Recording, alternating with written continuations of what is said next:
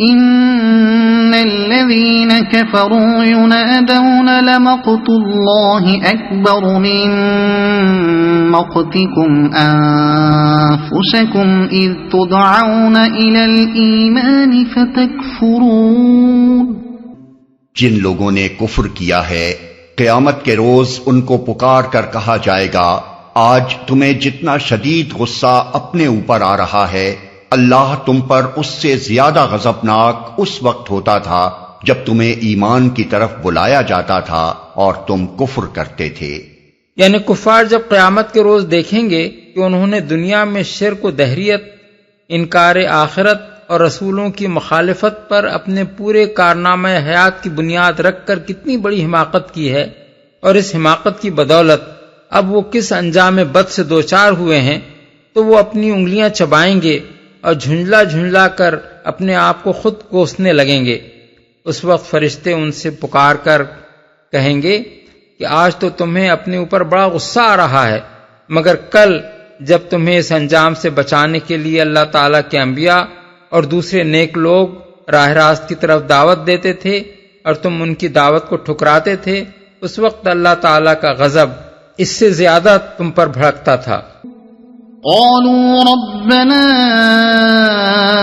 أمتنا اثنتين وأحييتنا اثنتين فاعترفنا بذنوبنا فهل إلى خروج من سبيل.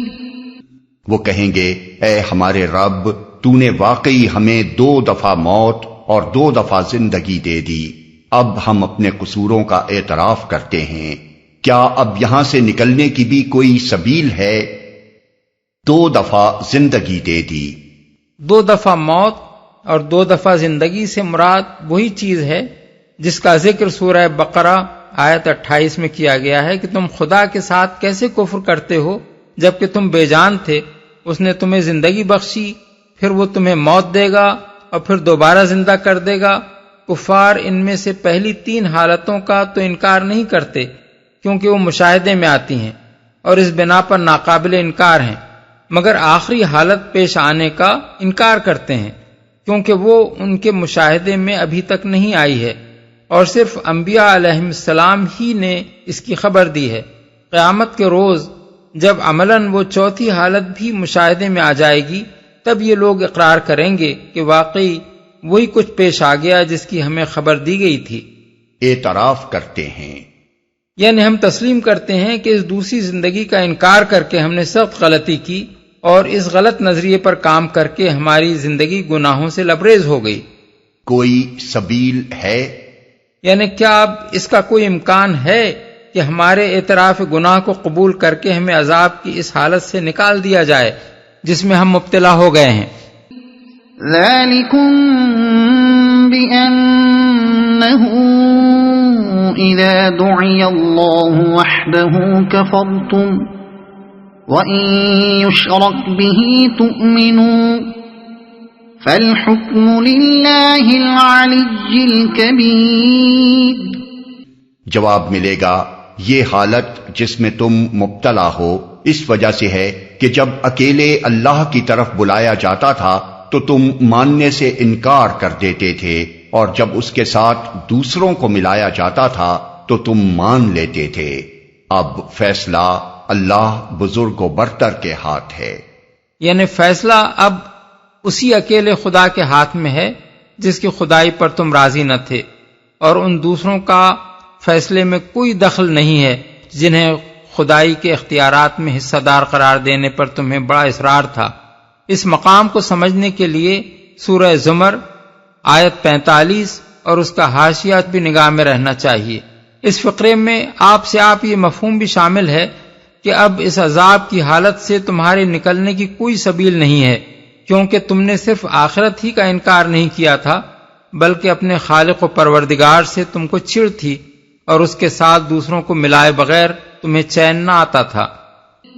هو الذي يريكم آياته وينزل لكم من السماء رزقا وما يتذكر إلا من ينيب. وہی ہے جو تم کو اپنی نشانیاں دکھاتا ہے اور آسمان سے تمہارے لیے رزق نازل کرتا ہے، مگر ان نشانیوں کے مشاہدے سے سبق صرف وہی شخص لیتا ہے جو اللہ کی طرف رجوع کرنے والا ہو۔ نشانیاں دکھاتا ہے، نشانیوں سے مراد وہ نشانیاں ہیں جو اس بات کا پتہ دیتی ہیں کہ اس کائنات کا صانع اور مدبر منتظم ایک خدا اور ایک ہی خدا ہے۔ رزق نازل کرتا ہے، رزق سے مراد یہاں بارش ہے، کیونکہ انسان کو جتنی اقسام کے رزق بھی دنیا میں ملتے ہیں ان سب کا مدار آخر کار بارش پر ہے۔ اللہ تعالیٰ اپنی بے شمار نشانیوں میں سے تنہا اس ایک نشانی کو پیش کر کے لوگوں کو توجہ دلاتا ہے کہ صرف اسی ایک چیز کے انتظام پر تم غور کرو تو تمہاری سمجھ میں آ جائے کہ نظام کائنات کے متعلق جو تصور تم کو قرآن میں دیا جا رہا ہے وہی حقیقت ہے۔ یہ انتظام صرف اسی صورت میں قائم ہو سکتا تھا جبکہ زمین اور اس کی مخلوقات اور پانی اور ہوا اور سورج اور حرارت و برودت سب کا خالق ایک ہی خدا ہو، اور یہ انتظام صرف اسی صورت میں لاکھوں کروڑوں برس تک پہم ایک باقاعدگی سے چل سکتا ہے جبکہ وہی ازلی و ابدی خدا اس کو جاری رکھے، اور اس انتظام کو قائم کرنے والا لازماً ایک حکیم و رحیم پروردگار ہی ہو سکتا ہے جس نے زمین میں انسان اور حیوانات اور نباتات کو جب پیدا کیا تو ٹھیک ٹھیک ان کی ضروریات کے مطابق پانی بھی بنایا، اور پھر اس پانی کو باقاعدگی کے ساتھ روئے زمین پر پہنچانے اور پھیلانے کے لیے یہ حیرت انگیز انتظامات کیے۔ اب اس شخص سے زیادہ ظالم کون ہو سکتا ہے جو یہ سب کچھ دیکھ کر بھی خدا کا انکار کرے یا اس کے ساتھ کچھ دوسری ہستیوں کو بھی خدائی میں شریک ٹھہرائے۔ رجوع کرنے والا ہو، یعنی خدا سے پھرا ہوا آدمی جس کی عقل پر غفلت یا تعصب کا پردہ پڑا ہوا ہو، کسی چیز کو دیکھ کر بھی کوئی سبق نہیں لے سکتا۔ اس کی حیوانی آنکھیں یہ تو دیکھ لیں گی کہ ہوائیں چلیں، بادل آئے، کڑک چمک ہوئی اور بارش ہو گئی، مگر اس کا انسانی دماغ کبھی یہ نہ سوچے گا یہ سب کچھ کیوں ہو رہا ہے، کون کر رہا ہے، اور مجھ پر اس کے کیا حقوق ہیں۔ فادعوا الله مخلصين له الدين ولو كره الكافرون رفيع الدرجات ذو العرش يلقي الروح من أمره على من يشاء من عباده لينذر يوم التلاق يوم هم بارزون لا يخفى على الله منهم شيء لمن الملك اليوم لله الواحد القهار۔ پس اے رجوع کرنے والو، اللہ ہی کو پکارو اپنے دین کو اس کے لیے خالص کر کے، خواہ تمہارا یہ فعل کافروں کو کتنا ہی ناگوار ہو۔ وہ بلند درجوں والا مالک عرش ہے، اپنے بندوں میں سے جس پر چاہتا ہے اپنے حکم سے روح نازل کر دیتا ہے تاکہ وہ ملاقات کے دن سے خبردار کر دے۔ وہ دن جبکہ سب لوگ بے پردہ ہوں گے، اللہ سے ان کی کوئی بات بھی چھپی ہوئی نہ ہوگی۔ اس روز پکار کر پوچھا جائے گا آج بادشاہی کس کی ہے؟ سارا عالم پکار اٹھے گا اللہ واحد قہار کی۔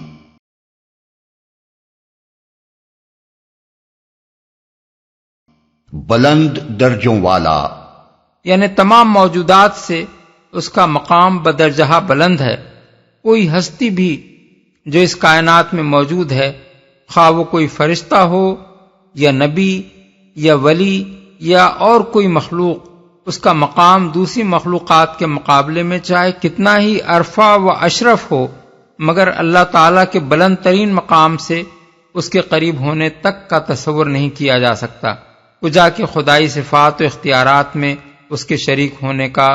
گمان کیا جا سکے۔ مالک عرش ہے، یعنی ساری کائنات کا بادشاہ و فرماروا ہے، کائنات کے تخت سلطنت کا مالک ہے۔ روح نازل کر دیتا ہے، روح سے مراد وحی اور نبوت ہے، اور یہ ارشاد کہ اللہ اپنے بندوں میں سے جس پر چاہتا ہے یہ روح نازل کرتا ہے، اس معنی میں ہے کہ اللہ کے فضل پر کسی کا اجارہ نہیں ہے۔ جس طرح کوئی شخص یہ اعتراض کرنے کا حق نہیں رکھتا کہ فلاں شخص کو حسن کیوں دیا گیا اور فلاں شخص کو حافظہ یا ذہانت کی غیر معمولی قوت کیوں عطا کی گئی، اسی طرح کسی کو یہ اعتراض کرنے کا بھی حق نہیں ہے کہ منصب نبوت کے لیے فلاں شخص ہی کو کیوں چنا گیا اور جسے ہم چاہتے تھے اسے کیوں نہ نبی بنایا گیا۔ ملاقات کے دن، یعنی جس روز تمام انسان اور جن اور شیاطین بیک وقت اپنے رب کے سامنے جمع ہوں گے اور ان کے اعمال کے سارے گواہ بھی حاضر ہوں گے۔ آج بادشاہی کس کی ہے؟ یعنی دنیا میں تو بہت سے برخود غلط لوگ اپنی بادشاہی و جباری کے ڈنکے پیٹتے رہے اور بہت سے احمق ان کی بادشاہیاں اور کبریائیاں مانتے رہے۔ اب بتاؤ کہ بادشاہی فی الواقع کس کی ہے، اختیارات کا اصل مالک کون ہے اور حکم کس کا چلتا ہے؟ یہ ایسا مضمون ہے جسے اگر کوئی شخص گوش ہوش سے سنے تو خواہ وہ کتنا ہی بڑا بادشاہ یا آمر مطلق بنا بیٹھا ہو، اس کا زہرہ آب ہو جائے اور ساری جباریت کی ہوا اس کے دماغ سے نکل جائے۔ اس موقع پر تاریخ کا یہ واقعہ قابل ذکر ہے کہ سامانی خاندان کا فرما روا نصر بن احمد 301 تا 331 ہجری جب نیشاپور میں داخل ہوا تو اس نے ایک دربار منعقد کیا اور تخت پر بیٹھنے کے بعد فرمائش کی کہ کارروائی کا افتتاح قرآن مجید کی تلاوت سے ہو۔ یہ سن کر ایک بزرگ آگے بڑھے اور انہوں نے یہی رکوع تلاوت کیا۔ جس وقت وہ اس آیت پر پہنچے تو نصر پر ہیبت طاری ہو گئی، لرزتا ہوا تخت سے اترا، تاج سر سے اتار کر سجدے میں گر گیا اور بولا، اے رب بادشاہی تیری ہی ہے نہ کہ میری۔ اليوم تجزى كل نفس بما كسبت لا ظلم اليوم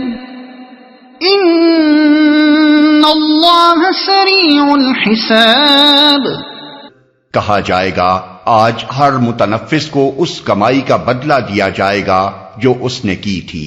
آج کسی پر کوئی ظلم نہ ہوگا اور اللہ حساب لینے میں بہت تیز ہے۔ کسی پر کوئی ظلم نہ ہوگا، یعنی کسی نوعیت کا ظلم بھی نہ ہوگا۔ واضح رہے کہ جزا کے معاملے میں ظلم کی کئی صورتیں ہو سکتی ہیں۔ ایک یہ کہ آدمی اجر کا مستحق ہو اور وہ اس کو نہ دیا جائے، دوسرے یہ کہ وہ جتنے اجر کا مستحق ہو اس سے کم دیا جائے، تیسرے یہ کہ وہ سزا کا مستحق نہ ہو مگر اسے سزا دے ڈالی جائے، چوتھے یہ کہ جو سزا کا مستحق ہو اسے سزا نہ دی جائے، پانچویں یہ کہ جو کم سزا کا مستحق ہو اسے زیادہ سزا دے دی جائے، چھٹے یہ کہ مظلوم منہ دیکھتا رہ جائے اور ظالم اس کی آنکھوں کے سامنے صاف بری ہو کر نکل جائے، ساتویں یہ کہ ایک کے گناہ میں دوسرا پکڑ لیا جائے۔ اللہ تعالیٰ کے ارشاد کا منشا یہ ہے کہ ان تمام نوعیتوں میں سے کسی نوعیت کا ظلم بھی اس کی عدالت میں نہ ہونے پائے گا۔ اللہ حساب لینے میں بہت تیز ہے۔ مطلب یہ ہے کہ اللہ کو حساب لینے میں کوئی دیر نہیں لگے گی۔ وہ جس طرح کائنات کی ہر مخلوق کو بیک وقت رزق دے رہا ہے اور کسی کی رزق رسانی کے انتظام میں اس کو ایسی مشغولیت نہیں ہوتی کہ دوسروں کو رزق دینے کی اسے فرصت نہ ملے، وہ جس طرح کائنات کی ہر چیز کو بیک وقت دیکھ رہا ہے، ساری آوازوں کو بیک وقت سن رہا ہے، تمام چھوٹے سے چھوٹے اور بڑے سے بڑے معاملات کی بیک وقت تدبیر کر رہا ہے، اور کوئی چیز اس کی توجہ کو اس طرح جذب نہیں کر لیتی